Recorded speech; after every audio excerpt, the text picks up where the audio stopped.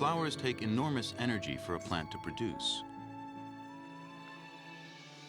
They may be beautiful, but that beauty is, in one sense, a burden. So why have flowers at all? Flowers are managing the reproductive biology for the plant. To illustrate the basic sex life of a flower, we can use a lily. There are, of course, the recognizable petals, but at its center are the real stars. The stamens are the male parts that produce pollen. The pistil is the female part that contains the ovaries. Plants have elaborate strategies to avoid self-pollination, like the female part ripening at a different time than the male pollen. When the pollen from another flower lands on the pistil, usually deposited by a passing insect, a pollen tube grows down, carrying the sperm to the egg, and reproduction takes place, producing seeds inside of a fruit.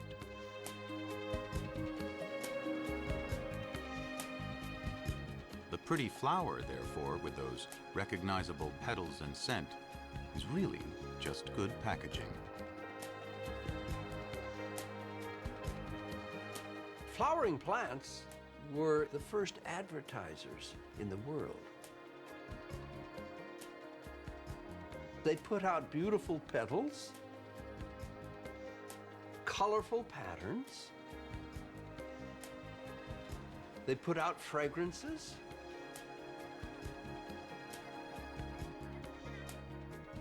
And they gave a reward, such as nectar or pollen, for any insect that would come and visit them.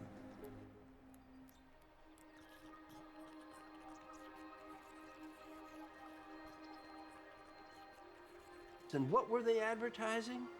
They were advertising the female parts and the male parts that were hidden within the center of this flower.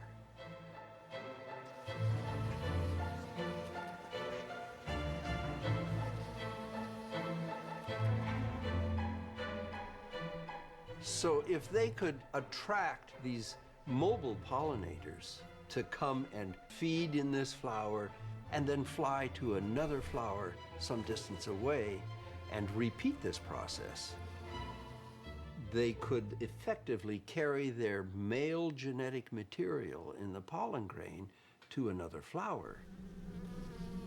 It is believed that there are as many as 400,000 different species of flowering plants, including things as different as roses, wheat, and even apple trees.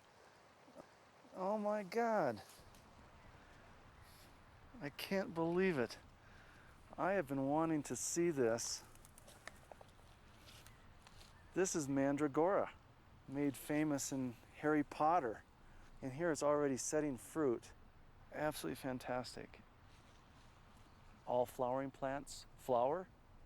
All flowering plants that flower fruit.